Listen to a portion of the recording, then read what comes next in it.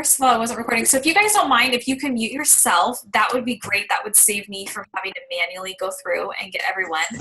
And all right, maybe I should do this with my glasses. All right. So we're going to talk about blogging. And the biggest thing that I have seen with blogging is so many coaches overthink it and they avoid it when it is a phenomenal opportunity to continue to draw people to you. So I created this training as like a strategy for you to help you gradually build up a blog without investing a lot of time, but to where over time it will potentially be a great source of you for people who you could help. So a little background about who I am. So prior to being with Beachbody, I worked as a blogger. I owned a website called paddedtushstats.com. Some of you might know me from there. I know Kelly and I were talking about that she knew me from there. It was listen to this, it was a cloth diaper review website. You think you don't have anything to talk about with health and fitness. You'd be surprised how much you can talk about kids crapping in diapers, but I found a way. So I worked as a blogger, and a little information about me. I knew nothing about blogging, absolutely nothing. And I just taught myself. And I'm not anything fancy. I'm not any, like, I don't pick up things crazy fast. I just learn gradually over time. And we're going to talk about that and how you can teach yourself some things. But I just don't want you to look at my website now and go, oh, I wish that, I can't do that, so I'm not going to blog. Because I look at other bloggers, I'm like, oh, I can't do that, but I'll get there. Or if you look at my early stuff, like Kelly, I don't know if you followed me during early Padded Tush Stats days, but my site was ghetto. It was so bad. You just learn over time and you get better. And so I want to talk with you guys about that. I ended up, because of my experience blogging, I originally was focused on teaching college writing, and at the end of my doctorate program, I shifted my focus to specializing in designing user-friendly websites in order to teach.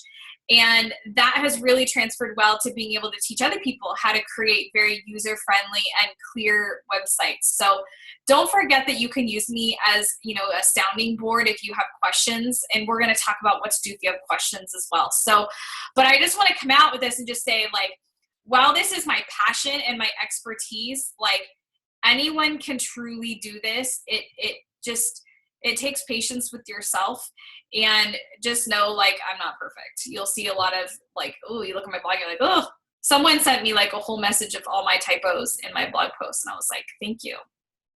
And that was my face as I read her message. Thanks. I hate when people do that.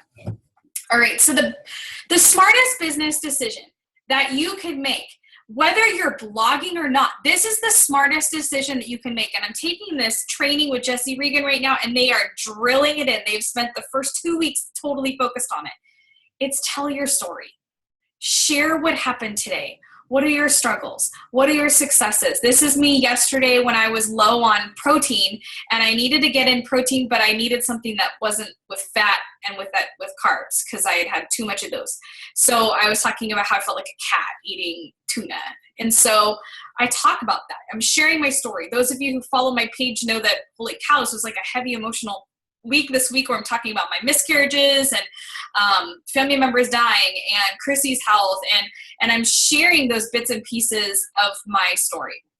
And that's one of the smartest business decisions that you can make. And I don't even want to say business, but it helps people connect with you. And it gives you, if you are doing this consistently, it's giving you content that you can put into multiple social media outlets if you're telling a story, especially for a blog. All right. So first suggestion, I know I talk about this in almost every call, but I mean it because it'll save you time. Brand yourself. Now, in this particular situation, I'm just talking about visually.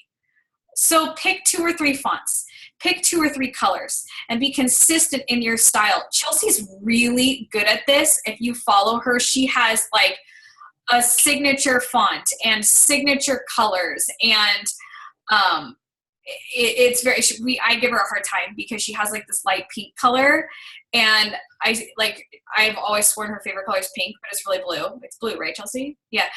No. Oh my gosh, I forgot her favorite color. Yellow. Oh, it was a survey she answered that said, what do you like, pink or blue? And she said blue. And I was like, liar, your brand is pink. That's it. I remember now. So anyway, think about your coloring, but she has a very signature style. If you go to my page, you'll see that all of my posts, if it's a workout post, it's in black and white. That's usually, for those of you who are in areas like Chicago, it's usually because my lighting is poor when I work out because it's dark out. And so black and white light is less pixelated. It looks less crappy. So that's why I do that, little inside tip. And then I always have like a black box, and then I have these 2 different fonts and these 2 different colors. What's nice is I'm not farting around on these apps all day to figure out what font do I want to do. I remember one time before I did this, I looked at the clock, and little did I know, I spent over an hour posting my post-workout selfie, finding the perfect font. Over an hour, you guys. This saves you so much time. Before you pick a style, please run it past the team first for feedback. I see a lot of coaches, not on our team necessarily, but they'll pick ones where you can't even read the font, or the colors are very dated, very, like if you look on Zoom right now, that bright green that Zoom has, or you don't have the bright red I see, but these old primary colors that are like old DOS computer folder colors. Anyone remember DOS, or did I just date myself? But very, a little bright and too hard to read, like those yellows, right, that are really hard to read, or really bright pinks. So edit your colors and make sure that they're not crazy, and make those fonts consistent, and share with the team. Once you have that, pick it and stick to it. Like I was sharing last week, Daphne was saying, she even saw a post of that had a font similar to me. She's like, whoa, that reminds me of Tara. And it made her think of me. Like, you're establishing a brand so that people start to think about you, and they stop their scroll because they know it's something coming from you. So the other tip I have is to scatter your social media. This is how I'm able to do blogging very efficiently. I only spend maybe 15 to 30 minutes a week blogging, max. And you'll see I get 95% of my customers, from 90 to 95 from my blog. And I'm only spending 15 to 30 minutes. What I do is, like you'll see, this was a Facebook post that I showed you in the previous screen, right? Well, I now made it a social media post. I added in just a little bit more. You don't have to add in more. If you look at Janelle Summers' blog, now mind you, Janelle Summers' blog is not her primary source. You all should choose like 2 social media outlets that you really master. So Janelle is probably, I'd say, Instagram and Facebook. She doesn't need to invest a ton of time into her blog. So she just takes her Facebook post, spits it up there. So you could do that method. For me, blogging is a little bit more my main genre, where I want to get people from. I like to write, so I put a little more there. But you don't have to. You can take your Facebook post, you can pop it onto your blog. But remember, it's about you, and it's about sharing a story. It's not some generic, quote that you got off of Pinterest or something, okay? But with that being said, so you'll see if you look on my blog, I'll tell stories, and often I'll share a motivational quote, and I'll use my branding style to show the motivational quote. And I normally weave that into my blog post so that I have some of those motivational posts that get pinned a lot on Pinterest. So you could do something like that if you want to add more, but you can keep it simple. You can have the same post going to Facebook, to Instagram, and to your blog. It will benefit you so much more if you sit down and you come up with some solid, great storytelling, value-adding posts of you, and post those to the social media, than having 10 Facebook posts in a day. If you really think it through and then you put it on these social media outlets, it'll help your business a lot more. So I really recommend that. And that's something that I've been learning a lot from the Jessie Regan training, is how much more a post can get if you actually think about it and put thought into it. So next up is, don't be perfectionist. A lot of people set up their blog and they overthink it. They spend hours trying to pick out the right theme. They spend hours trying to rearrange things. Pick something simple, and honestly, there's a 99.9% chance that no matter what you pick, it's going to change over time. So don't worry about it. Don't spend money on a theme right away. Just get started. The key thing at this stage is to mostly focus on content. And I'll explain why in a second. That's the priority. Down the road, you can add looking into a theme. Constantly direct your traffic to your blog. This is what improves what is called SEO, which basically means if someone searches for something in a search engine, the better SEO you have, the higher your post is in the search engine like results. You appear higher up. So if someone searches for you, you want to be higher, right? So one of the ways to do this is every time you have a recipe that you're sharing with someone, send them to the link. If you have a challenge group going, right? Instead of sharing a recipe in the challenge group, say, hey, oh my goodness, this recipe was so tasty. Check out this link to get the recipe, and send them to your blog. Another thing that I like to do is I like to have registration at the end of each post. And you can Google how to do this, okay? It's very simple once you learn. I use Wufoo, WUFOO. I like this over Google Forms because you get an individual email each time. So I don't like having to go to a sheet and click on the little Excel spreadsheet and read what people say and copy and paste it. Whereas Wufoo comes into my email and I can quickly copy and paste it right in there into my streaks. So it's very easy to use. And so I like to have registration there. It's also a great way for me to collect emails and learn more about people's goals. So almost every post ends with me having a call to action. Like if I share a recipe, I say, oh, do you want more like this? I'm going to be doing a clean eating group. Fill out the form below if you want some more information. If you don't know how to do anything, honestly, this is how I learned, because I didn't know anything. Honestly, I didn't know anything about blogging. I just YouTubed it. I really like YouTube tutorials because they walk you through exactly how to do it. Google's also good, and as well as asking in the team page. There are some bloggers on our team. Kelly is a blogger. Chelsea's a blogger. I'm not sure who else is. Anyone else on here a blogger?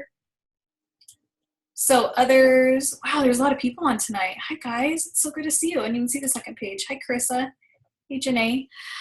So you can ask on our team page, and we could help each other out with stuff, especially getting feedback on things. Embrace the compound effect. You guys, you never know what post is going to make it for you. All right? I will spend so much love, blood, sweat, and tears into a post that flops. And the posts that I throw up in 2 seconds, for some reason, seem to just go crazy. That's been this way in this business. When I had Pâté Touchstats, it was that way. So like this chicken salad recipe, I was on an airplane, I was reading the Fixate cookbook, and there's a story in that post about it, but I'm like, I'm gonna go home, I'm just gonna snap a photo really fast. That's my cutting board. And look at this, you guys. In the last year, I've had 176,923 people come to that post. And what happened was some bigger blogger than myself had done a collection list of great 21-day fix recipes, and it has directed so much traffic to me. So you never know what's going to pick up. I never in a million years would have guessed that. Another one, 21-day fix extreme meal planning on a budget. It's like this tacky photo of me with a receipt and all of my groceries on the table. I snapped that photo right when I got home from the grocery store and just shared some of my strategies that I was doing for the week to do the 21-day fix extreme on a budget, because we had a budget that week. I had no idea how well it would do. And so far this year, this is just this year, it's had 39,100 people. All right. Another one is a 21-day fix review and results. I need to repost that one because it looks like it's slowing down. But this year I've had 6,353 people go there. And I know that some of you found me through that post. I believe Jenna did, absolutely. But if you search for 21-day fix now, I didn't do anything special, right? I just am throwing crap up there. But if you search for 21-day fix recipes, a lot of the times I see a lot of my recipes on Pinterest because it gets pinned around. And I just never know what post is going to get pinned. So the more content that you're adding, the better you'll do. And if you just spend a couple seconds trying to make the image look a little pretty, it really goes far. This brings me to my next thing, and that is to pin posts on Pinterest. That is where most bloggers get their traffic from. Kelly can probably echo me here. But pin your posts. I had in the last year, and now the last couple of months, my tracker actually was turned off, and I didn't know it till I went to go get this for you. So it's missing, it's actually probably 11 months worth of data here, 11 or 10 to 11. But in the last year, I've had 107,000 people from Pinterest come to my site. Now, those aren't all customers, right? They don't all commit. And then see that old house, what is that? Old house to, I don't even know what that says. That's the person who shared my recipe. So in the last year, I've gotten almost just as much traffic from her as I have from Pinterest. Crazy, right? So there's a lot of different ways that you could get people, but Pinterest is one of the best resources. Next thing, and I know that Chelsea is going to do this like emphatic nod of the head. When you do your blog, watch your time, because it can seriously be a time suck. Because you're like, ooh, how do I do that? And then all of a sudden you're down this rabbit hole. So what I like to do is I like to set a timer, and I keep it in the other room so that I have to like get up and out of my seat to turn off the timer. And I have it to where 15 minutes a day, 2 days a week, I work on my blog, and that's it. Outsource it. So don't spend, if you're like, ooh, I really want to have a mailing list sign up on my website, don't spend 100 years trying to figure out how to do it. For things like that, outsource it. This is a website that was recommended in my Jesse Regan training. Maybe you want a nice banner design. So outsource it. Find a good designer. Last week on our team call, I shared with you a designer named French, who a lot of coaches like. If you want your blog designed for you and you have the money to invest in that, you could outsource it. But honestly, I recommend you just learn WordPress and learn the themes. It's these little weird things that you know you're not going to need to know again how to have a mailing list sign up. So just have someone do it for you. It's not that expensive, and it will save you so much time. I remember just to figure out how to get that little mailing list banner, I spent over 8 hours trying to figure it out. Like I said, a time suck. And then I finally just outsourced it. So don't spend a ton of time figuring out how to do something. All right. So I have four most important takeaways. Clearly I added something. And that is, don't overthink it. All right. So don't obsess over your theme, and don't like put off starting a blog because you're wanting it to be perfect. The biggest thing you could do, even if your blog looks like total crap, is to just start putting content on there. Because if you like remodel your website, right, and it looks new and pretty, well, that content's still there. So you've got this whole archive of content. So just focus on content first. Give it time. Melanie Mitro made a great point. She said that it took her 9 months before she ever got her first customer from her blog. 9 months. So it does take time. It's that compound effect. But if you're just doing what you're doing on Facebook and you're just copying and pasting in there, maybe adding in a little bit more, it's not going to take that much time. What I do, you guys, is when I sit down on usually Saturday, I write my blog post, which is like my weekly reflection. I literally go to my like page and I scroll down and I download all of my images from that week that I think kind of tell a story. And I tell a story with all those images. So if I'm like, ooh, I made this tilapia recipe, and that's part of my story. Or, hey, I got in this early morning workout. Like, I just tell a story around what I already shared. So that's really simple. Be consistent if you can. One tip that bloggers say all the time is, even if you're once every 2 weeks, that's fine. You just got to be consistent. And then do your vital behaviors first. This was the mistake I made the first year of my business. I'd get so caught up in blog stuff that I'd neglect my vital behaviors, and my business suffered significantly because I felt kind of like I was a year behind in my business because I did that. So do your vital behaviors first, those must-dos. So I'm going to open it up for Q&A now. So feel free to unmute yourself if you want to add anything, questions, but I really want us to engage a lot. I left a lot of time for us to do that. There's two things that I thought of when you were talking, of course. Number one thing is, don't be scared what Tara's telling you, because I know when she first told me, I was overwhelmed. So take it a step at a time. Don't feel like you have to do everything at once. Like she said, just put content on there, and then, once you get your content built up, then go to the next step and the next step and the next step. It doesn't have to be like, there's a big blog, and everything looks perfect at one time. But the other thing is, one thing that I have found that has helped me, because I am not a creative bigger, like on a blog. Like I can't throw it up there and make it look nice how the bloggers do. I feel like a lot of people know how to make it flow and it looks good. So what I do is I find bloggers that I enjoy reading. I go to their blog and then I copy their format. So like say they have like a little bit of words here and then they've got a picture and then they got a paragraph here, then they've got a picture, that type of thing. If that's like kind of what you're drawn to, kind of find somebody or find a couple people that you like to follow and their format, because usually it's very similar in most of the blogs that they do. They lay it out very similar each time they do a blog post. And so that helped me. It just helped me. Because like I said, I can imitate what other people do, but I'm very bad about being creative and laying it out there for the world to see and feel like it looks good. So the other thing is kind of blog related, kind of not, but I thought I'd share it tonight is I'm in this pregnant Beachbody coach group right now. And I like to, I don't want to say stalk them, but I like to look at their Facebook pages too and see what they're doing. And one of the ladies did a really good thing. She called it Spotlight Sunday. And she would pick somebody random. It doesn't have to be like a coach on her team. It could be your mom. It could be whoever. But every Sunday she had a Spotlight Sunday. And she would just throw up really enthusiastic, inspirational words about a certain person that week. And so I don't know what your blogging days are like, but if it is a Sunday, that might be a starting point for you.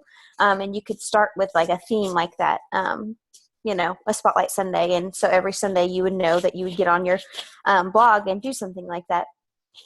I thought that was a really neat. Hers was about her mom actually. And her mom happened to be a Beachbody coach under her, but it was telling her story and about how amazing that she thought her mom was. And anyways, I thought it was a really good idea, so I thought I'd share that here.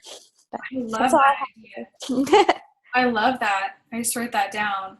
And, you saying that, it kind of reminds me, another thing that I have done that's worked well is if a challenger's done really well in a challenge, then I will write them a couple questions to answer, and then I'll write a blog post about them. So Chelsea, I did one, about you. I did one about Shauna. I'm doing one about Queena. And it's great because, it's giving them a pat on the back for a job well done. It's giving them recognition that they deserve. And it's also a testimony of what these groups do and how you can help people. And it's giving people this, well, if she can do it, I can do it too. Right. So, and then another nice thing for you is you just write the questions and that the challenger writes the content. So, Chelsea wrote that post for me. Thank you. And, you just get that from people. So that's another way, maybe on that same thing about the success stories, but I love that unique approach.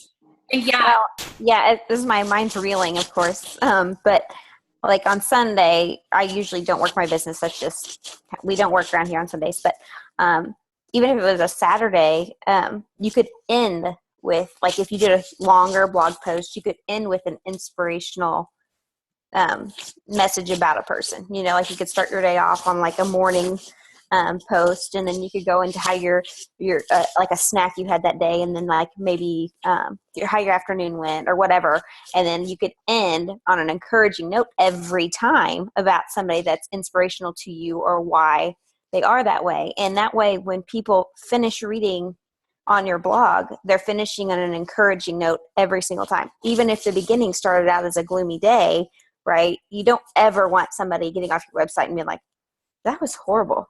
You know what I mean? Like, you don't want to put somebody in a negative place at all when they finish reading. So that's kind of an idea I had just sitting here. So I really like that idea. I love that. Absolutely. And I also just kind of rewinding what you said earlier, where to not be overwhelmed, because I agree, like it can be really scary to look at all this stuff and be like, wait, what? How do I pin? What all this? And I think the biggest thing to do is like learn it, like you said, like one thing at a time. If you're like, how do I create a website? And at the end of this call, I'm hoping to have some time to just show you how to quickly go set one up. Or I really like how this coach has this little like side thing on the side of their website. How do I do that? And then you look that up, and slowly over time, you learn how to do those things. But you don't learn it all at once, and that's okay. Ooh, someone's chatting. This makes me so happy. Oh, you can pin all at once. You don't have to pin over time. You do a blog post. Yeah. So, oh yeah, every time you do blog posts. Thanks, Chelsea. So yeah, you can just pin it. Like you can just do it, sit down, and I could right now go back and repin everything that I've pinned. So don't feel like, oh, I got to learn how to do that right away. You can do it down the road. It's not something to worry about right now. I just want you to know that's usually where your traffic could come from. So other questions? I want more. Or observations. I have a quiet house. I need friends to talk to. We're quiet. All right, well, we're doing that. I'm going to start. Someone better talk. But while we're doing that, I'm going to come up with this website. So I do have a blog series. It's a little dated. It's 1.5 years old, but it's how to set up a blog. I literally walk you through. Actually, that's what I'm going to do is I'm going to find that for you. I walk you through exactly how to set up a website. Here's where you go. Here's where you write a post. Here's how you write your first page. Chelsea, do you think that's a good starting point for them, or should I go even more basic than that? Do you remember that tutorial? I do, but you have to remember what's basic for you, Tara, is not basic for everybody. I think that there are things that, like, I had no idea what I was reading, like, or listening about. You know what I mean? Yeah. Because you're talking about a world not everybody understands. Yeah. I think you helped me a lot on setting up mine, but I did Google a lot and YouTubed a lot and messed up a lot. But that's how you learn. So yeah, I think it's a good starting point, but I think that they're going to have a lot of questions after going through it too. And like, I agree. And I still believe that. I truly believe even if you watch a really good website training, you're still going to have a lot of questions because everyone has different things they want to do with the website that a simple training can't cover, or everyone's at different levels. So like, if you have a question, Google it. If you still can't find it, YouTube it, and don't spend a ton of time searching. But if you just spend a couple minutes doing that, you still don't have an answer, ask on the team page and we can help you with that and get you an answer. But you don't need to overthink it. You can actually go to Blogger is one Melanie Mitro does. And they're very simple blog posts that you can do. So you could go to Blogger. It's a lot more user-friendly than what I use. You can create a blog and it'll walk you through how to do things. I'm trying to do it right now. I use WordPress. And so look, create your blog now. So you can look at examples. So I'm like, okay, I just want a simple theme. I'm going to do this dynamic views. I'm going to title it Tara Testing, and I'll give it a website. So Tara at blogspot.com. Don't want anything someone can search. Oh my goodness, seriously. And so you can enter it in and then create the blog. And so it'll take you here. So I already created the blog. I already picked out the theme. And I'm sorry I'm going fast. I just figure you don't want to see this. So I'm on this page, right? I can go right over here and say new post and immediately start creating my content.